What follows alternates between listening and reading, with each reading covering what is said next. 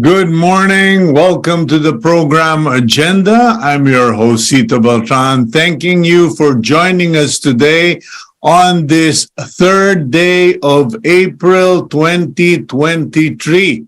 And it's a Monday. And as usual, I do hope you are all feeling fine. You are all well and able. And of course, this is the beginning of the Holy Week for many Catholics, and it is also the beginning of the last 3 days before all of you get up and go and travel. A lot of people are planning their Holy Week vacation, flying out, driving out. So please be very careful, be very aware of the weather. I am here in Lipa City, and as cool as Lipa City may be, it is still hot. Pati manok nahi-heat stroke, mga kaibigan. So mag-ingat po kayo. Okay, it's a Monday, so let's get on with our day. And because it's the beginning of the Holy Week, we're going to be focused on biblical daily starters for the next 3 days. And today comes from the book of Mark, chapter 8, verses 36 to 37. For what does it profit a man, to gain the whole world and forfeit his soul? For what can a man give in return for his soul?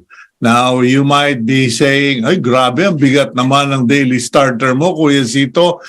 If you read my column today in the Philippine Star, my column is all about that concern because many people think that we should only become spiritual, religious during Holy Week. Mind you, I started to write an article for the Philippine Star today, Monday, in the column, in the opinion section, and I tried to connect the headlines with the Bible. And true enough, if you read enough of the headlines and you read the Bible, you will discover that some people, had they spent more time reading the Bible, they would not be in the hellhole or in the very bad situation they're in now. I'm sure you know of the politicians, the business people, the celebrities who've gotten into trouble, and that's why I chose today's daily starter. What does it profit a man to become senator, to become congressman, become governor, become a billionaire, pero wala ka ng kaluluwa? Sabi nga ng mga magulang, ni Diyos hindi ka na natatakot, and nothing, not all the gold in the world can buy you peace, okay? Can buy you a fortress, but doesn't necessarily mean you will have peace. Okay, let's go now to the front page of the Philippine Star. And today's headline is kind of weird, weird, because the investigators are to be investigated. Well, the headline goes, ICC or International Criminal Court probers invited to Senate inquiry. Okay, ewan ko lang po kung ano ang direksyon ito. But the Senate is launching a probe that would have officials of the International Criminal Court or ICC involved in investigating the Duterte administration's bloody war on drugs testifying before a congressional hearing. Ayan po. So, kumbaga, ngayon, yung iniimbestigahan, gusto nang imbestigahan yung investigador. Okay, punta na lang kayo.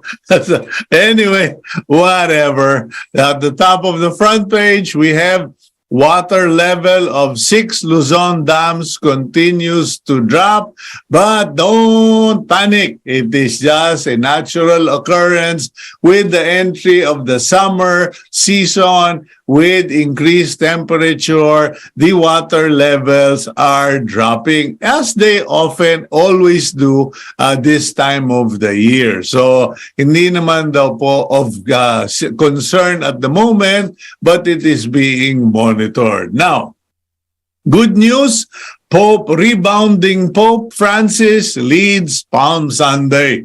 Ayan, maski ako po, pinagdasal ko yung si Pope Francis. The photo there, holding a woven palm branch. Pope Francis sits in the Pope Mobile during Palm Sunday Mass in St. Peter's Square at the Vatican yesterday. So the minute he got out of the hospital after having a case of bronchitis, Pope Francis immediately got on the road, went on the road, got on the Pope Mobile, and led the events Sunday in Rome. The center photo, still related to the observation of Palm Sunday. Catholic faithful have their palaspas, or palm fronds, blessed after Palm Sunday Mass outside the Baguio Cathedral yesterday. Palm Sunday marked the beginning of the Holy Week. May I just point out, ladies and gentlemen, just as a thought and a reaction to this, many Filipinos go out of their way, nanghihingi pa ng palaspas dito sa mga bakura ng kapitbahay, and then they go to church to have the palm blessed, and then they nail it to their walls, anti-aswang daw, okay? The palm was used to wave, related to the practices of the Israelites, a wave offering to God, a hello, a waving of the palm to God, welcoming the Messiah. Hindi po yung palaspas ang anting-anting or the center of attraction, kasi yung iba sa inyo medyo ginawa ng instrument yung palaspas. Okay. Anyway, Marcos urges Filipinos be conveyors of truth. Okay, President Marcos called on Filipino Christians to be better agents of change and conveyors of truth as they began observing Holy Week yesterday during his Holy Week speech. Okay. Meanwhile, BBM vows to improve maritime sector after the European Commission gave an extension to the recognition of seafarer certificates. Okay, so President BBM said, now that we got an extension, let's fix our problems. Okay, another photo below or beside that, you have the participants in Roadmap for Kapatid Angat Lahat Agri Program planning. Okay, yan po, representing different companies, agri-business ventures. Okay, these individuals led by Go Negosyo head Joey Concepcion sat down and started making plans for their partnership with small plot owners and farmers. Okay. Government aids ferry fire victims. Okay, the Marcos administration and local government have provided more than 700,000 worth of assistance to passengers of the ship that caught fire off Baluk Island in Basilan last Wednesday. And we have 11-minute vlog gives glimpse of Marcos' daily routine. Mr. President, what do you do every day? The question supposedly sent to President Marcos, sent by a child via email, prompted the chief executive to come up with an 11-minute YouTube vlog providing a glimpse of his daily routine. Okay. And on the inside track, IHAP leadership, Amalgamated Investment Bank Corporation President and CEO Robert Lehman led the induction of the new batch of officers of the Investment House Association of the Philippines at Alphaland, Makati. Okay, yan na po. So that's all the news we have on the front page. Gabriel, okay, there I got my directions. We will now go to our very interesting interview, I believe, because we are kindred spirits. My guest today is the owner, developer of a very big resort in Cebu, and we are kindred spirits in the sense that I used to build resorts in Palawan, Discovery Paradise, which used to be Club Paradise, and Hacienda Resort. So we're going to compare notes. So anyway, let's introduce our guest. Gabriel, if you would, please roll out the Betamax. Emmanuel Manny Gonzalez is the man behind Plantation Bay Resort and Spa, a 5-star international class resort in Mactan, Cebu. A graduate of Masters of Business Administration from Columbia University, Gonzalez previously worked in Bank of America and World Bank. He also wrote the book Crazy Wild Ideas, a book that offers out-of-the-box means to resolve various problems in the Philippines. Bonjour, buenos dias, Senor Manny Gonzalez. Welcome to the program.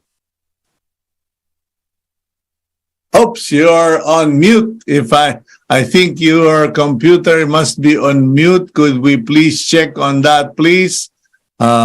Let's try it once more with feelings.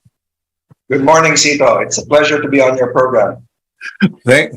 Thank you for joining us today, and I'm surprised that you actually said yes to this interview, considering it is the start of the Holy Week, and during this time of the week, insanity prevails. How do you manage?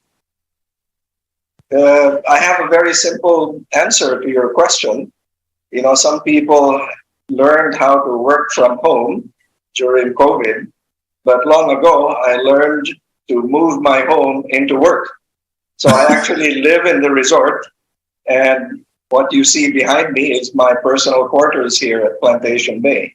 So it's not an imposition at all, and I'm where I want to be for Holy Week.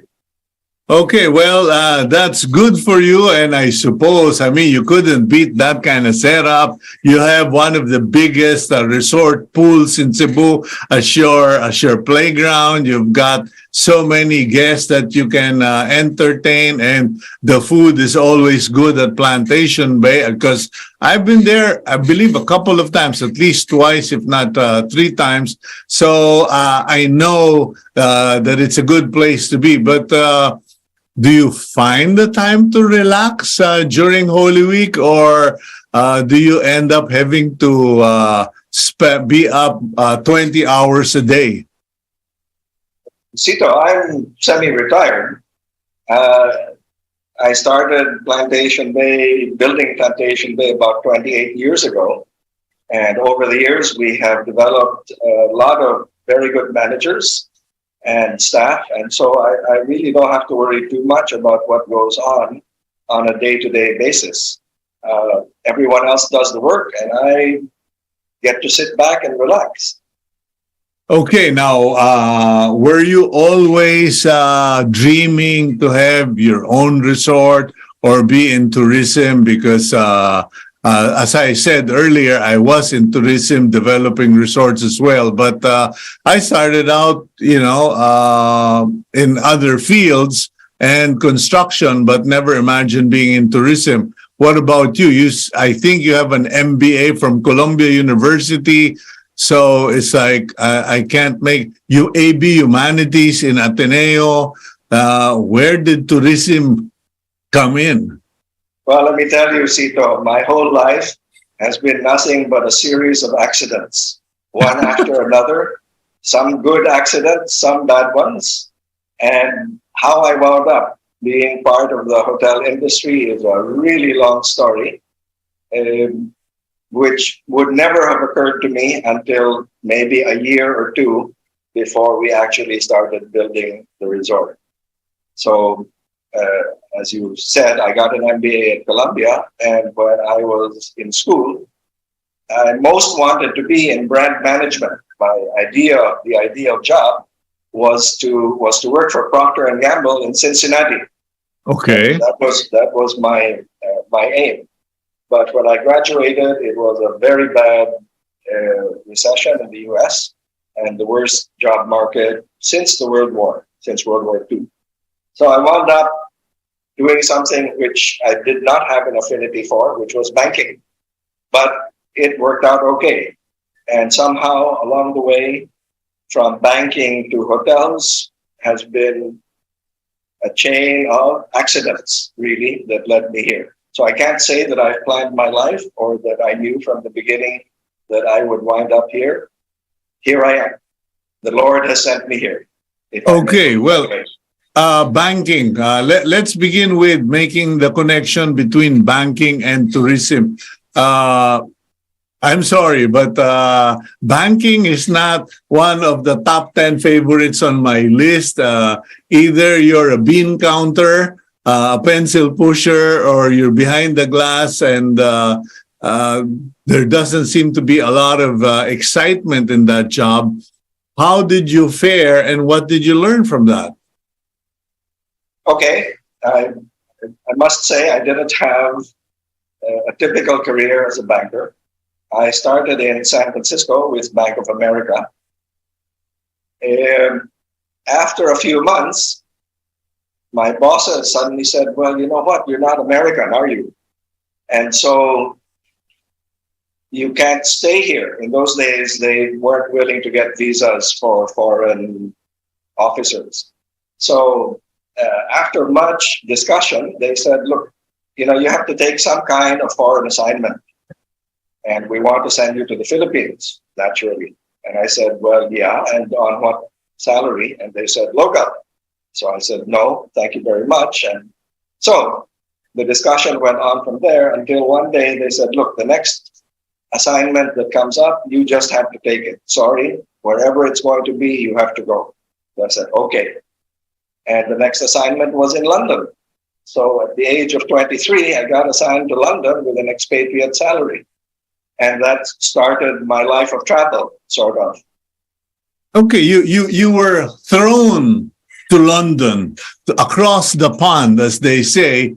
Now, at 23, I might figure that you were being thrown into the sharks, or was it a revenge on the part of your boss? I mean, was it a strategy to get rid of you, or was it a blessing? No, there was no strategy. They were sincere. They just didn't want me to stay on in the U.S. So they looked for the next foreign assignment, and London was considered a very plum assignment, but they were good to their word. It was the first one that came up. So there you go. Yeah, but Manny, you were 23. Come on. You were, not wet back, but wet behind the ears. That's absolutely true. And nonetheless, I got sent, and I like to think that I did a good job for them in London, because later on they sent me to Paris. What exactly did you do in London? In London, I was part of the Europe, Middle East, and Africa division, reviewing credit requests from the branches. So I was like sort of the bureaucrat who looked at the credits that were proposed all around Europe, Middle East, and Africa. So it's a credit analysis function, and I performed that along with a small other group of people who were in London at that time with me. Yeah, but 23 years old with an MBA, were you already qualified to do that kind of work and have that posting back then? Well, it depends on how you look at it. I like to think I was qualified, and by the results that they got out of me, I guess you could say that they were satisfied enough with my performance. Okay, now you got sent to Paris. the Parisians or French, they're not too warm when it comes to someone who can't even speak French. I understand you learned or you speak French now, but back then, you must have had quite a steep learning curve. Actually, the bank gave me Berlitz lessons in London before sending me to Paris.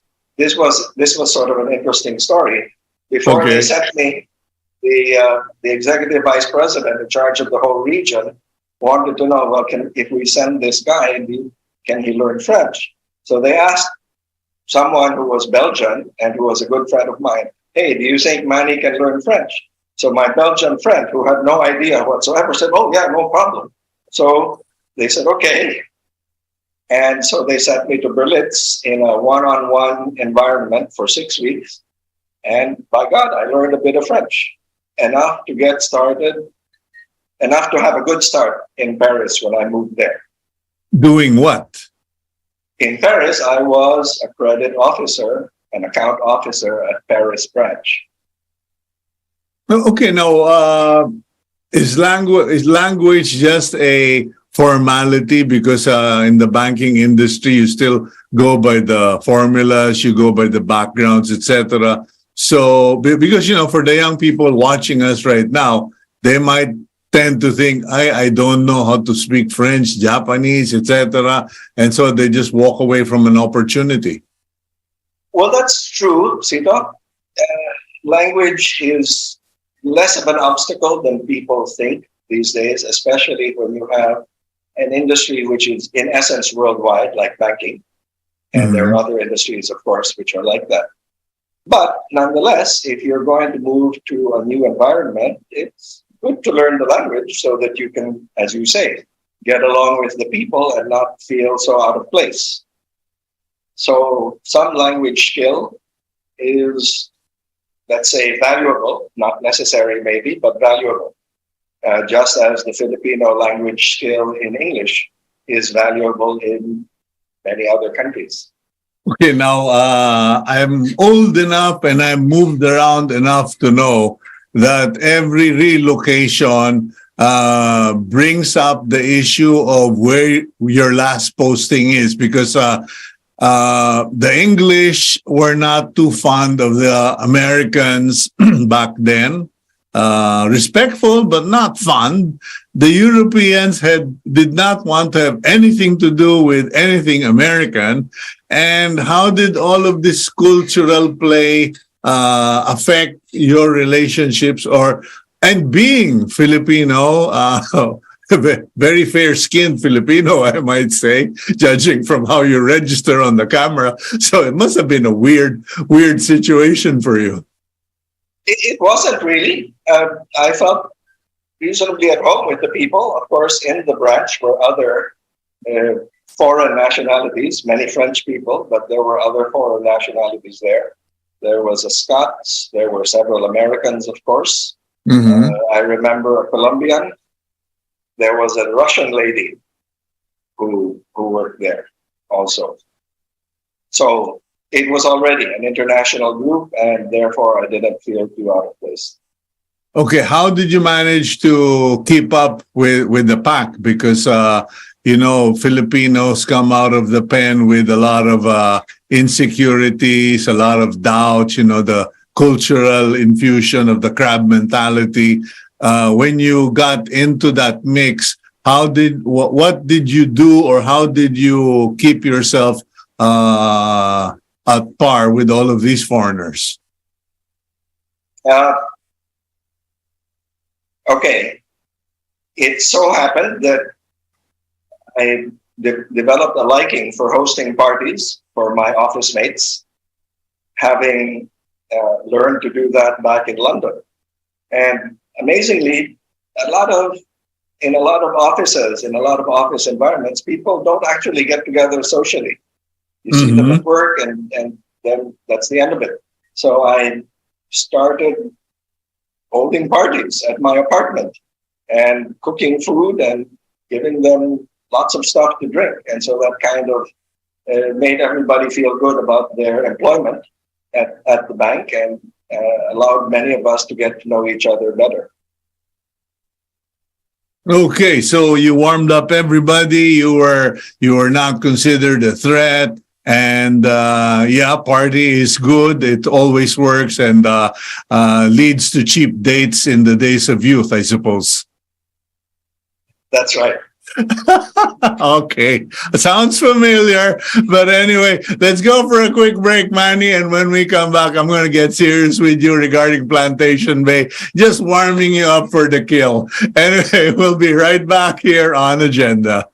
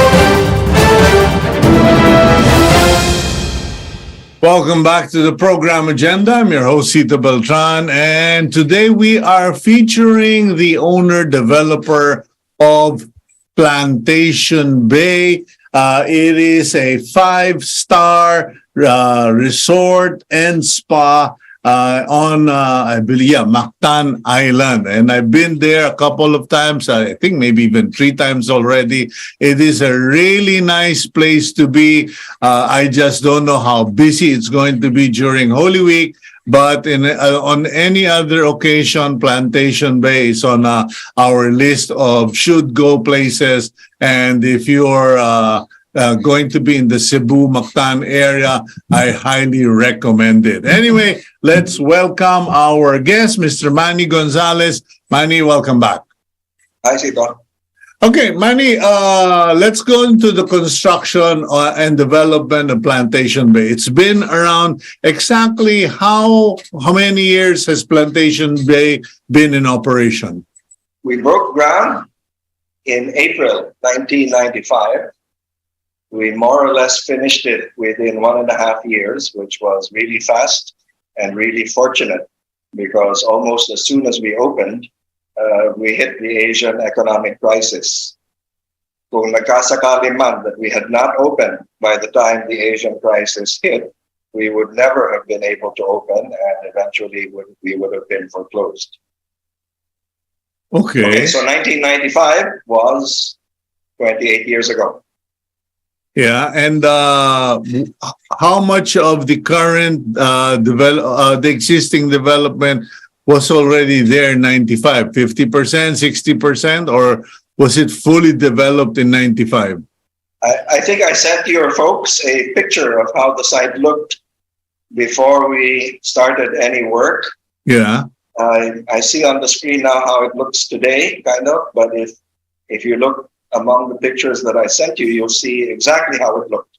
Okay, so before we broke ground in 1995. Yeah, so but there's been a lot of development even after before COVID, right? Because judging from the videos, it's like I can't recognize it anymore. It's like wow, it seems to have doubled and a lot more added into it. No, man. The basic layout is unchanged since 1997 when we essentially opened for business. Okay. We have added a few things on the peripheries, which include a spa. We added a few more rooms at the back, and we improved our beachfront. But the original, and we've added a restaurant since then. But we opened in 1997 with 3 restaurants, and now we have 4, arguably 5. So those are the changes. We didn't have a spa to begin with. By a series of accidents, we wound up running and building our own spa, and it's something we're quite proud of now. Okay, now from what I've been told or been sent here by the team, you are very popular and top of mind among operators in South Korea.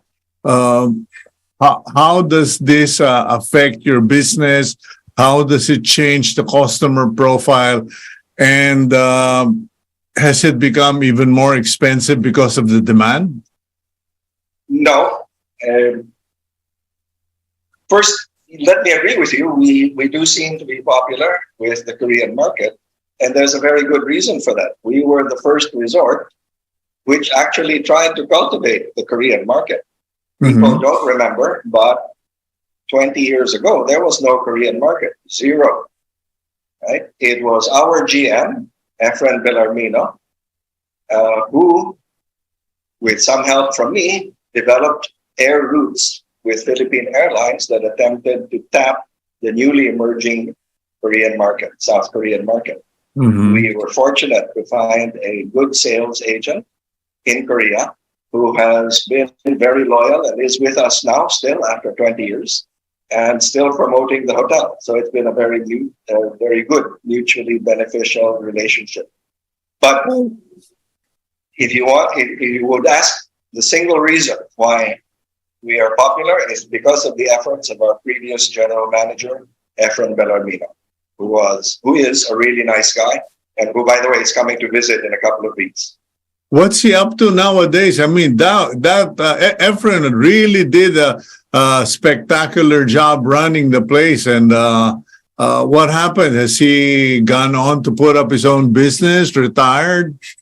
Efren is retired.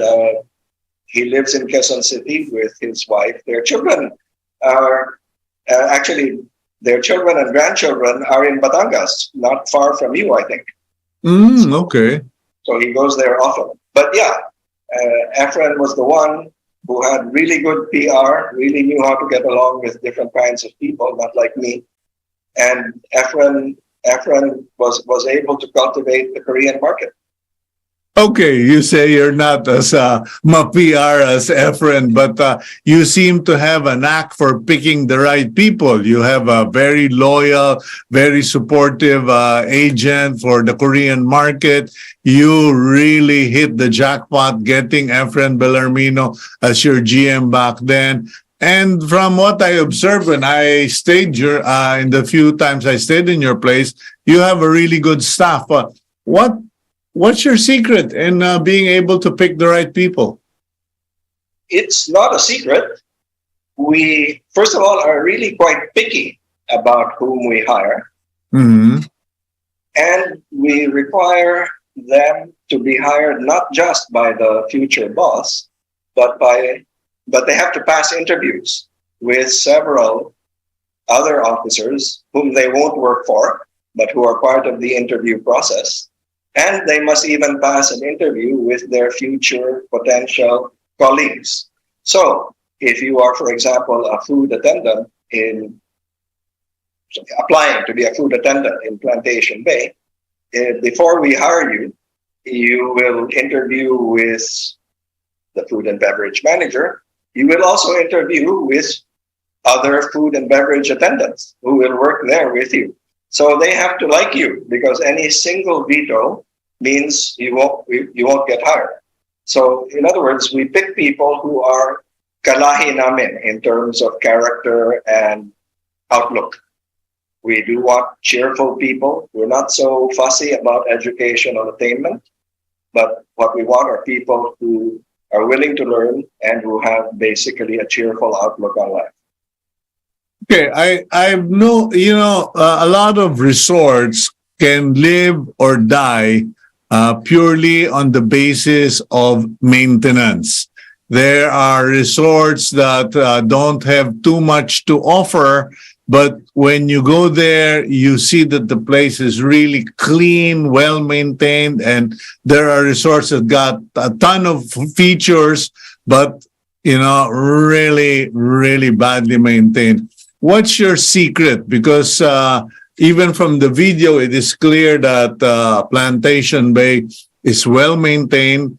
And that's kind of puzzling considering how big the area is. How many hectares is Plantation Bay? The hotel proper occupies about 8 hectares. And so we do have to maintain a lot of things. It's a lot of work. But I knew the same thing long ago, that maintenance is an important factor in keeping a hotel alive over an extended period, as you point out. So It was always a high priority with us from the beginning. And of course, it's a little bit easier because we're a little bit like the Remington woman in California. We keep building. There's always some building going on. We're adding something here or renovating something there, and so some of the maintenance comes with that rather easily. Mm-hmm.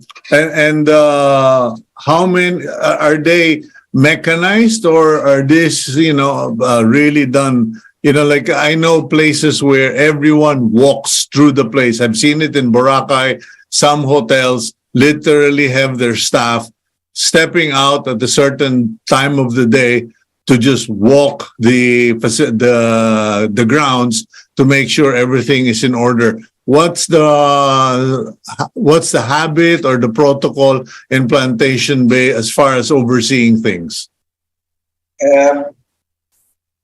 Okay, we have, of course, something that we define as the public area, right? Which covers a lot. And then we also have a department called recreation, which is responsible for the visible facilities around the hotel. So those two functions, housekeeping and recreation, have as one of their primary functions to make sure that everything works, looks good, is neat, well tended, and so forth. We are slightly mechanized in that we try to give our gardening crew power tools and so on and so forth. But a lot of it, unfortunately, has to be physical labor. we have so many leaves falling on our driveway every day. We need a crew of 3 people to sweep it up in the morning. And you could get a leaf blower, pero maingay. So we don't want to do that. So unfortunately, it has to be swept by hand. Okay, now, as far as accommodations are concerned, how has the pandemic affected your setup? Because I remember back then it was like, how do you call it? It would be a family per hut. Like we stayed in one of those bungalows with our daughter Hannah, and she thoroughly enjoyed the pool. Every time we go there, she just loves the pool.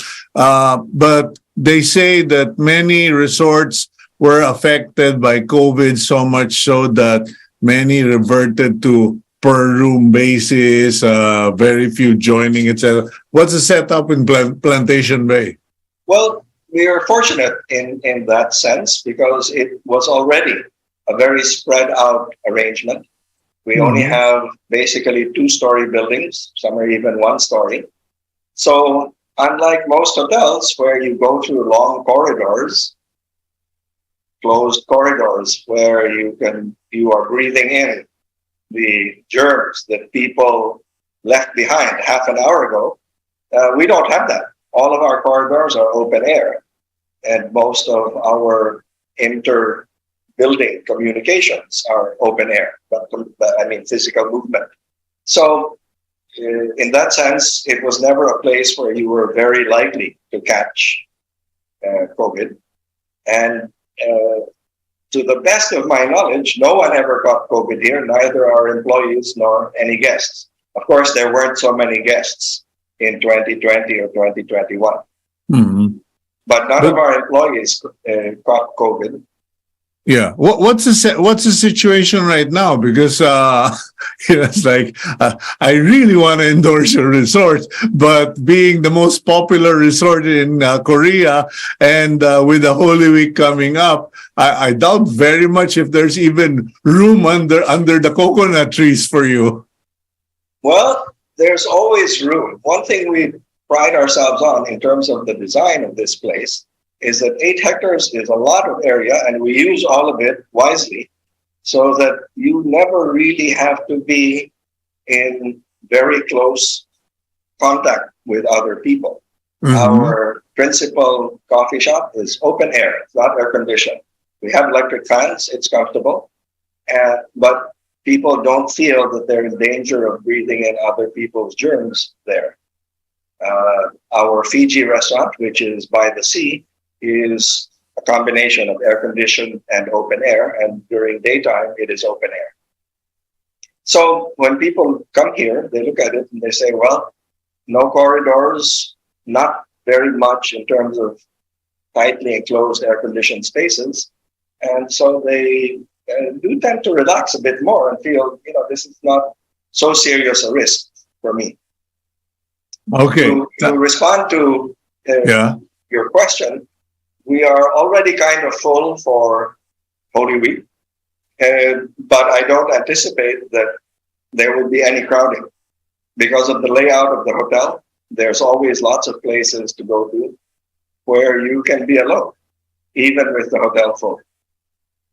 Okay, well, we'll go for our last break for the morning, and after this break, I'd like to speed up on the Plantation Bay feature, plus also talk a little about your book, because or your books. I was surprised to see that you already have 3 books under your belt, 2 about the resort, and 1 about your ideas on how to solve Philippine situation. We'll be right back here on Agenda.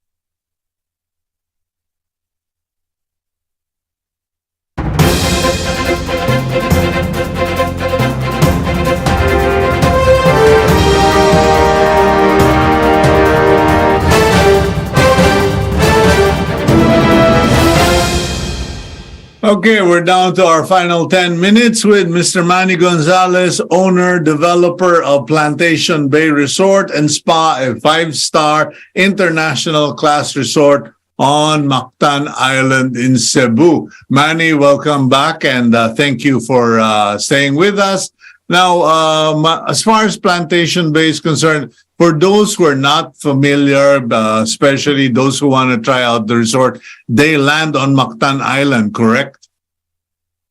Yes, the airport is about half an hour away from us, and we provide shuttle transportation from the airport to the hotel.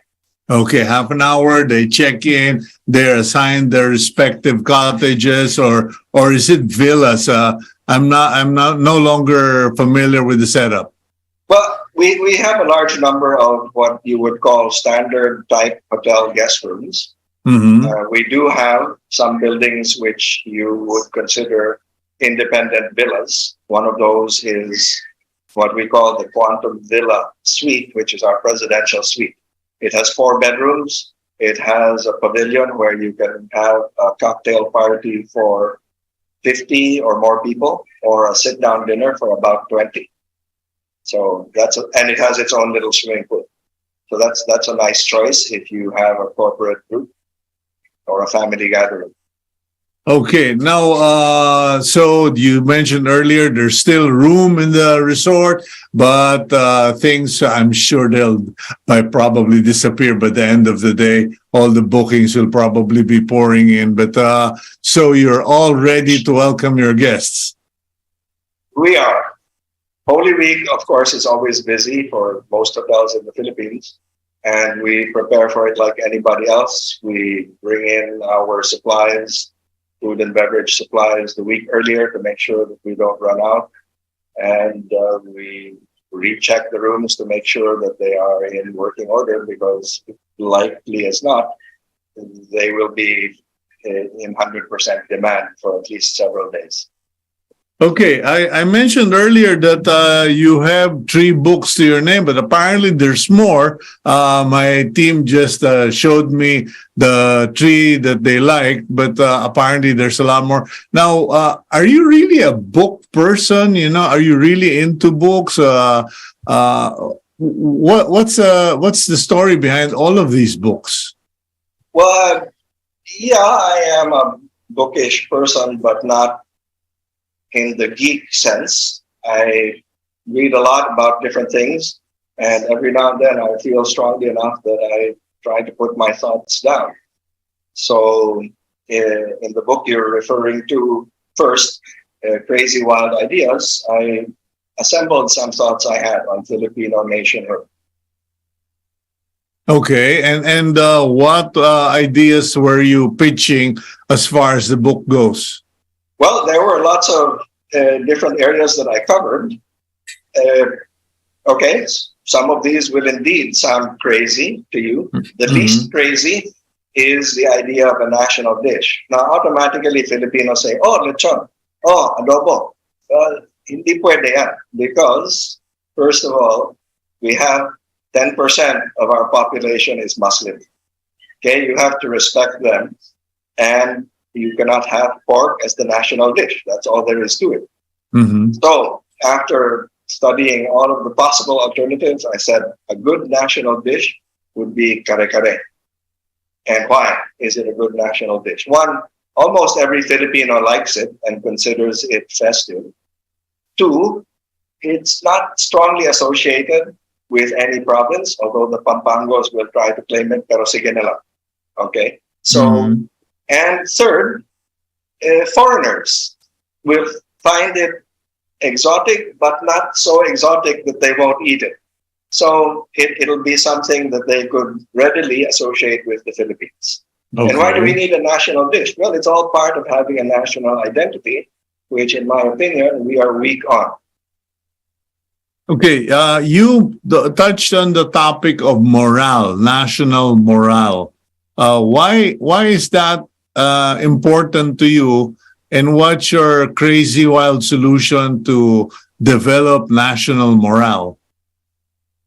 Well, there's no single solution, but I do believe that we need to pay more attention to developing a strong cultural identity. We are a nation of many regions, and that flows from the fact that we have many islands with certain kinds of barriers, even in Luzon and Mindanao. And so we need to get over that and develop a single national identity, which the Indonesians were pretty much able to do after World War II, when they actually had to fight for their independence against the Dutch. And then, having won their independence in 1949, they instituted a national language and went to some pains to make sure that every Indonesian felt more Indonesian than whatever region they came from in Indonesia. People don't realize this, but Indonesia had to go to war, actual war, to gain its independence. We got our independence free in 1946. The Americans just let us go. In 1946, Holland, the Netherlands did not let Indonesia go, and the Indonesians fought for 3 years against the Allies to get their independence until finally the Dutch gave up. So in the course of that battle, actual battle for independence, they developed a cohesive national identity, something we didn't do. Okay. So where are we as far as you're concerned? Well, we need a lot of work. Okay. Okay. Anyway, let's go furthermore. What other key concerns do you have that drove you? Well, what was the primary concern you had that got you to writing the Crazy Wild Ideas book?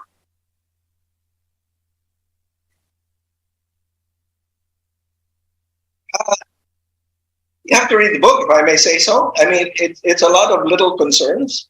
And having the wrong national symbols. Okay, if you want to summarize the book quite easily, it is that we have the wrong national symbols. I don't like our flag. A lot of people will dislike me for saying that, but our flag is Manila-centric, Luzon-centric, and doesn't really say much about our character or our nature as Filipinos. That's one. Okay.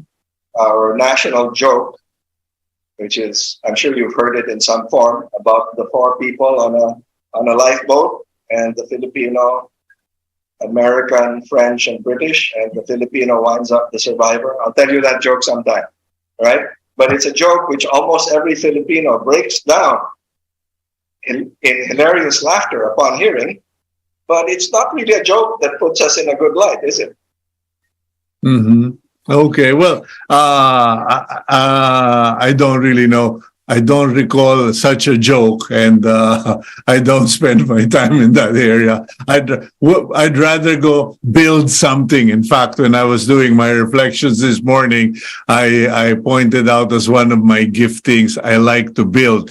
Now, speaking of building, are you happy and content with Plantation Bay, or are you still thinking of building the next one?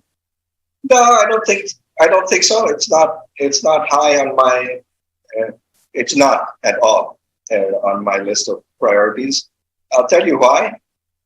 Although I started out as a banker and did many other things, I have found out during the time I've been here that I like being in a hotel, single hotel, not a business, but a hotel, where I can work with people whom I like, our staff and our officers, and we can solve manageable problems, like how to improve a dish so that it is more appealing to certain kinds of people, and so forth.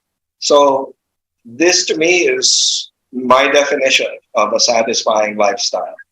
I don't feel a lot of corporate pressure to meet sales targets and whatnot. We make what we do, and if we don't make as much as some other people would like, that's too bad. It's not high on our list of priorities. Because it's not, we offer a very good service, which is an palaging tinitimbang, how much it's worth to give to the guest. So we do it out of love. Well, I think that makes a big difference, and I can say with authority that you are not working. You are doing something you love. You are living the life, and boy, a lot of us really envy you. Have a great day, Mr. Manny Gonzalez. Have a nice Holy Week. I hope that you have fun with your guests and that all of your staff gets enough rest in between the workload. And to those going to Plantation Bay, have a great stay, but also be mindful of the environment, but more importantly, of the people that serve you. Thank you very much, Manny. Salamat, Cito. Have a good Holy Week as well. Okay, that's Mr. Manny Gonzalez, owner, Plantation Bay Resort and Spa. Let's now go to our blessing for the week. And it comes from the book of Isaiah, chapter 54, verse 10. For the mountains shall depart and the hills be removed, but my kindness shall not depart from you, nor shall my covenant of peace be removed, says the Lord, who has mercy on you. Thank you very much for joining us today on Agenda. Please keep it here on One News.